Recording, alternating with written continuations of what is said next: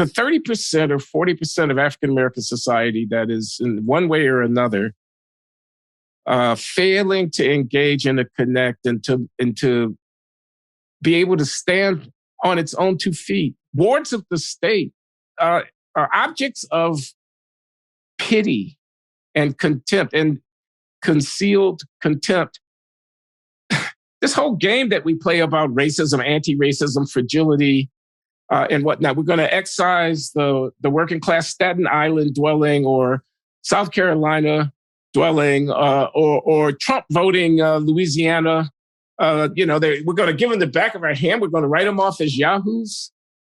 The people who see that affirmative action, the ones who think, and some of them are sitting in private high-end schools in New York City who didn't get into the Ivies because even though they're better, quote unquote, than the black kid down the way, that et cetera, et cetera. The hypocrisy, the lying, the excuse making, so I have nothing but contempt for it.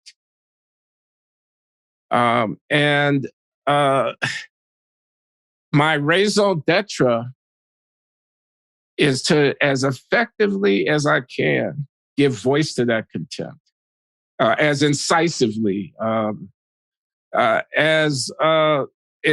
such a memorable fashion, to etch it into stone, that contempt. I mean, if that's what you want to do, then yeah. I mean, you're doing a great job. You're doing a great job. But is there not a role for that? I mean, everybody doesn't have to be Mother Teresa. And Mother Teresa wasn't Mother Teresa. No, of course. I mean, but that's also, I mean, sure, of course. Yeah. All of the above, and it's also like, what is your role here? And, my orientation is, this is why I really admire Chloe Valder. It's her, I think it's her second principle is criticize to uplift. It's not don't criticize. It's criticize in service of what? For purposes of what? Right? There's a difference between like canceling and then like tough love. Like I'm criticizing you because I believe in you, because I believe in your capacity to grow. So of course there's a role for critique. It's what is it serving? If I were an artist in whatever the medium, I'm a painter.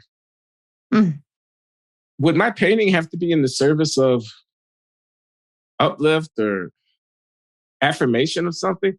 What about giving a representation of some of the, I don't know, dark corners of the human spirit? Or whatever. I'm just imagining, I'm making this up, but I'm just saying an artist, you wouldn't put him in the service or her.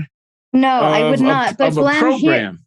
Here's the difference I would make between an artist and where you're at.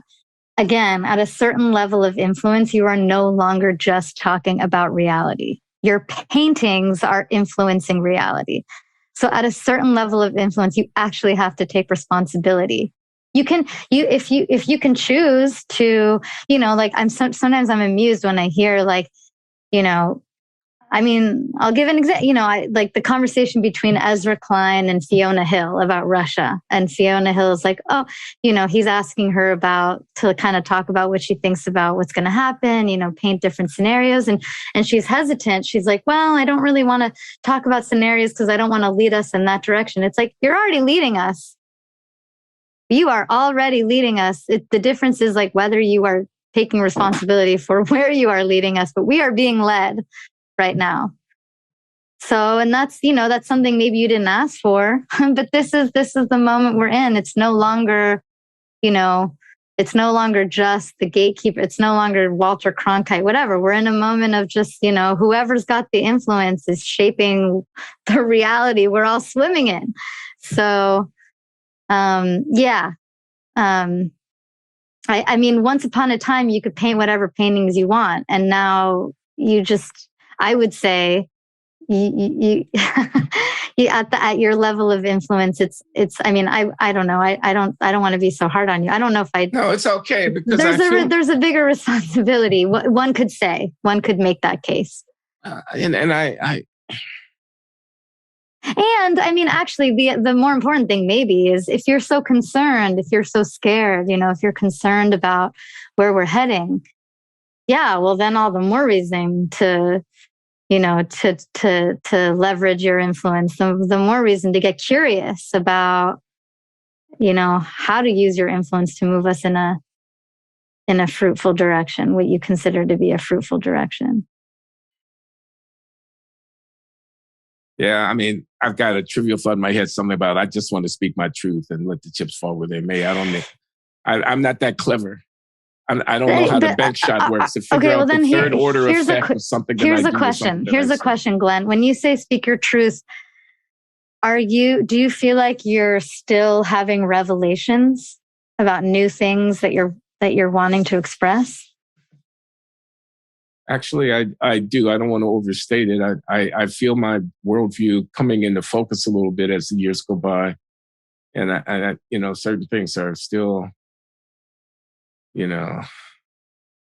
unresolved, and like religion, But capitalism, I'm pretty clearly a neoliberal. I'm dug in. Okay, I mean, et cetera. Voter suppression, again, I think minorities are being led around by the nose that it's a trope. I'll get into such trouble that it's a mantra, that it's a device, that the real, quote unquote, the real threats to democracy, January 6th and all of that. And if I go on, I will get into trouble. And I'm not on a soapbox about it, but I just think I feel myself being manipulated by forces that are,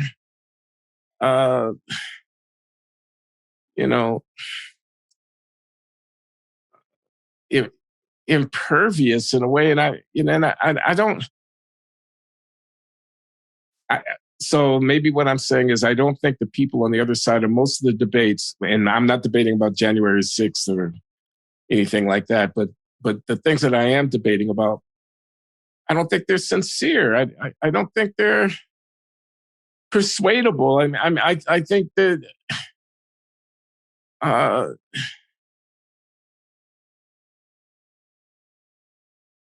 actually enjoy the conflict. Yeah.